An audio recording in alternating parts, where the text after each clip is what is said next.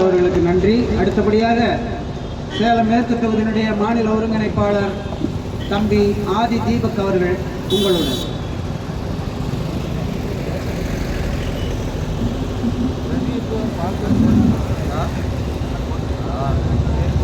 என்னை ஈன்ற தமிழ் அன்னைக்கும் என்னை காக்கும் தமிழ் மண்ணுக்கும் 6 படை கட்டி என் இனம் காத்த தலைவர் மேதகு பிரபாகரன் அவர்களை வணங்கியும் 1000 ஆண்டுகள் அடிமையாக வாழ்வதை காட்டினும் ஒரு நொடியேனும் சுதந்திரமான சாவு மேலானது என்கிறான் கியூபா புரட்சியாளன் சே குவேரா. ஒருவன் காலில் விழுந்து நான் உயிர் வாழ வேண்டுமெனில் எழுந்து நின்று இறந்து போவேன் என்கிறார். அப்ப ஒரு மனிதனுக்கு விடுதலை என்பதும் சுதந்திரம் என்பதும் இன்றியமையாதது. அப்ப தமிழ் மண் கல் தோன்றா மண் தோன்றா காலத்தில் முன் தோன்றிய மூத்த குடி தமிழ் குடி, உலகின் மூத்த குடி தமிழ் குடி, உலகின் அனைத்து பெருமைக்கும் சொந்தக்காரர்கள் தமிழர்கள் இன்று அடிமையாக இருக்கிறோம். எப்படி? என் தாத்தன் பாடுகிறான், முன்னந்தோன்றிய நிலத்தில் முகிழ்ந்தவர் மூத்த தமிழ் மொழி குணர்வில் மூத்தவன் தென்னன் பாண்டியன் குமரி குடிமையர் திசையெல்லாம் பறந்து உலகை அளந்தவர் இன்னரும் இயலசை நாடகம் யாத்தவர் இந்திய நாவலன் தேயத்து இறைமையர் என்ன வியப்படா இவர்கள் தமிழர்கள் எனினும் என்ன இன்றியவர்கள் அடிமைகள்.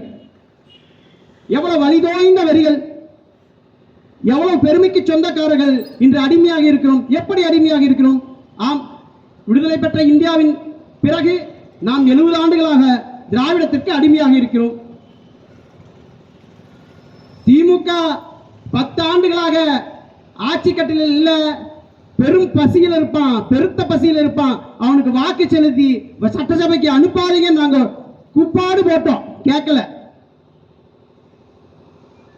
மொழிவழி மாகாணங்கள் பிரிக்கப்பட்டு தமிழ்நாடு அரசு அறிவிக்கப்பட்ட பின்பு 2019 வரை நாம உலக வங்கியில வாங்கின கடன் தொகை 4.5 லட்சம் கோடி.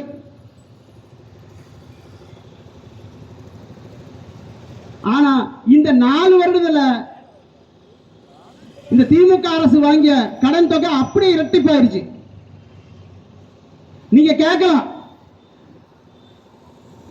ரேஷன் கார்டுக்கு 1000 ரூபாய் திமுக சொல்லுது, அதிமுக வந்தா 2000 சொல்லுது, இன்னொருத்த வந்தா 3000 சொல்லுவான். அப்படியே பிம்பிளிக்கு பிலாப்பி வரைக்கும் போவோம். எப்படி? பிம்பிளிக்கு பிலாப்பி வரைக்கும் போவோம்.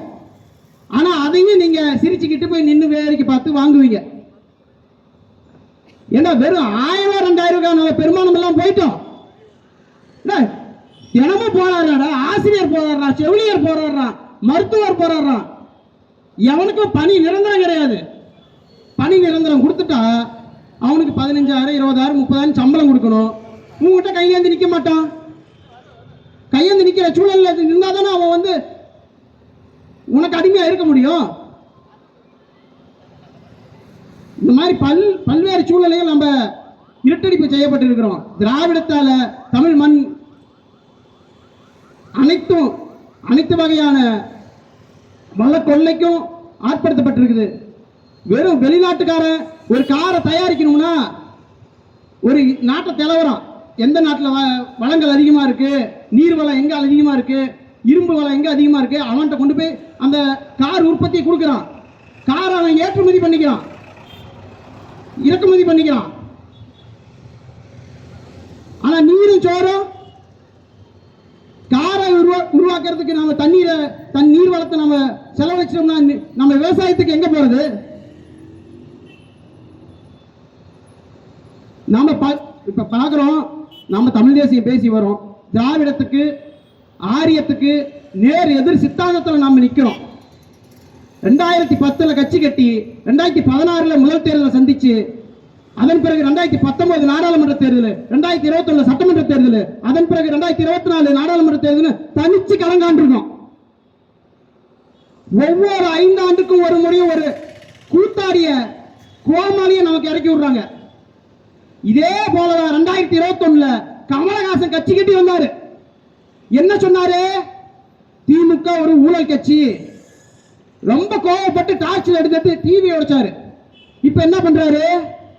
திமுகவை மண்டிட்டாரு. ஏன் கமலஹாசன் கட்சி கட்டி வரணும்? நாம் தமிழர் கட்சிக்கு திமுகவின் அதிமுகவின் எதிர்ப்பு வாக்குகள் அறுவடையாக கூடாது. அப்ப பொதுவுல எவனா ஒரு கோமாளி இறக்கி விடலாம், இறக்கி விட்டாங்க. அதே போலதான் இப்ப 2026ல விஜய்ங்கிற ஒரு கோமாளிய கட்சி கட்டி இறக்கி விட்டுருக்காங்க. எவ்வளவு நுட்பமா அரசியல் பண்றாங்க பாருங்க. தமிழ் தேசியம் இந்த மண்ணில் தலை தோங்க கூடாது, தமிழன் தலை நிமிர்ந்து வாழக்கூடாது. நாமளும் அதற்கு இடம் கொடுத்துட்டு தான் இருக்கிறோம். 500 கொடுக்கிறோம், 1000 கொடுக்கிறோம், கோட்டை கொடுக்கிறோம், கோழி பிரியாணி கொடுக்கிறோம், வாக்கு செலுத்திட்டு போயிட்டே இருக்கோம். என்ன மாற்றம் ஏற்பட்டிருக்கு இந்த மண்ணில்? உலகின் மூத்த மொழி தமிழ் முதலே சொன்னோம். ஒரு தமிழன் இன்னைக்கு எந்த பெருமைக்கு சொந்தக்காரனா இருக்கான்? தமிழ்நாட்டில் அரசாங்கம் எதில் ஓடிட்டு இருக்குது? கஜானாவே காலி. வந்தவன் என்னன்னா பெண்களுக்கு பேருந்து இலவசம் தான். இப்ப அடுத்து வரப்போறவன் என்னங்கிறான்? ஆண்களுக்கு சேர்த்து இலவசங்கிறான். போக்குவரத்து துறையே கடலில் ஓடிட்டு இருக்குது. ஏன்னா நஷ்டத்துல ஓடுற துறையை எப்படா நீ இலவசத்துக்கு விடுவ? எவனா கேள்வி கேட்கணும்ல. உன் கடையே நஷ்டத்துல ஓடுது, நீ எப்படி எல்லாத்துக்கும் இலவசம் கொடுக்க முடியும்? இப்ப அந்த அண்ணன் விற்கிறாருல, பானிபூரி விற்கிறாரு, அவர் டெய்லி நஷ்டத்துல ஓடிட்டு இருக்குது. அவர் 4 பிளேட் பானிபூரி யாருக்காவது ஃப்ரீயா தருவாரா? போறவங்களுக்கு இலவசமா தருவாரா? தரமாட்டாரு. அவ சின்ன அளவில் கூட நீ யோசிக்கிறது இல்ல. வாக்கு செலுத்தும் போது எவன் நம்ம வாழ்க்கைக்கானவன்னு பாக்குறது இல்ல. அப்பக்கு யார் நமக்கு வாய்க்கில் அரிசி போடுறானோ அவனுக்கு ஓட்டு போட்டு வாய்க்கு அரிசி போட்டுக்கிறது, மல்லாக்கப்படுத்துகிறது. இதை மாற்றணும். மாற்றம் ஒன்றுதான் இந்த மண்ணில் மாறாதது. மாறாது என்ற சொல்லை தவிர இந்த உலகில் அனைத்தும் மாறக்கூடியது. மாற்றம் என்பது மானுட தத்துவம். அந்த மானுட தத்துவத்தை ஏற்றுக்கோங்க. மாற்றத்தை விதைங்க. மண்ணில் உங்கள்ல இருந்து மாற்றத்தை விதைங்க. நாம் தமிழர் கட்சி மாற்றத்தை விரும்பும் மக்களின் மாநாடு என்ற ஒரு மாநாட்டை வரும் பிப்ரவரி 21ஆம் தேதி திருச்சி மண்ணில் நடத்த இருக்கிறோம். அங்க வாங்க. அங்க மாநாடுனா என்ன, கட்சி கூட்டம்னா என்ன, கொள்கைனா என்ன, கோட்பாடுனா என்ன எல்லாம் நீ கத்துக்கலாம். அரசியல் என்ன கத்துக்கலாம். அண்ணன் சொன்னாரு, இந்த தாவைக்கா தம்பிகளை நீ விமர்சனம் பண்ணக்கூடாது, அவர்கள்கிட்ட நம்ம கேட்கிற கேள்விக்கு பதில் இல்லை, அவர்கள் நமக்கு பதில் சொல்லணும்னா 10 ஆண்டுகள் 15 ஆண்டுகள் கடந்து அவங்க வரணும், அரசியல் கத்துட்டு வரணும் அப்படின்னு. அது உண்மைதான். ஏன்னா விஜய் கரூருக்கு போனாரு, 41 பேர் மரணம் ஏற்பட்டது அப்படின்னு ஒரு செய்தி. அந்த செய்திக்கு அப்புறம், அந்த பெரும் துயரத்துக்கு அப்புறம் தாவேக்காங்கிற ஒரு கட்சியை 1 மாதத்துக்கு காணோம். விஜய் தன்னோட ஜனநாயகன் படத்துக்கு ஆடியோ லான்ச் பண்ண மலேசியா போறாரு. மலேசியா அந்த நிகழ்ச்சியை முடிச்சுட்டு வராரு. பொருளிலே ஒருத்தன் தட்டுறான், மெதிக்கிறான், கீழே விழுகுறாரு. இதுதான் நிலைமை. மக்களுக்கு மட்டும் இல்ல, விஜயே பவுன்சர்ஸ் இல்லாம நடுத்தருவில் நடந்து வந்தாருன்னா இவனுங்க செல்ஃபி எடுக்கிறேன், அண்ணனை தொடர்றேன் மெதிச்சு கொண்டு விடுவானுங்க. வெறும் தற்கொலை கூட்டம், ஒரு கொள்கை இல்லாத கூட்டம். ஆக நீங்க வரும் சட்டமன்ற தேர்தலில் வாக்களிக்க வேண்டிய சின்னம் விவசாய சின்னம். இந்த மண்ணில் மாற்றத்தை விதைங்க. அலை மாக்கட நிலமானிலோட அணிமாளிகை ரதமே அவ ஏறிடும் விதமே உன் அதிகாரம் நிறுவாய். அதிகாரம் மிக வலிமையானது, அதை அடைந்து விட்டால் அனைத்தும் எளிதானது. அதிகாரத்தை நோக்கிய நாம் தமிழர் கட்சியின் வெற்றி பயணம் 2026 தொடரும். எங்களுக்கு போட்டி திராவிடத்துக்கும் தமிழ் தேசியத்தும் தான். வெல்லும் தமிழ் தேசியம். 2026 நாம் தமிழர் கட்சி ஆட்சி மலரும். நன்றி, வணக்கம். நாம் தமிழர் தலைவர் வாழ்க, தமிழ் தாய் வாழ்க.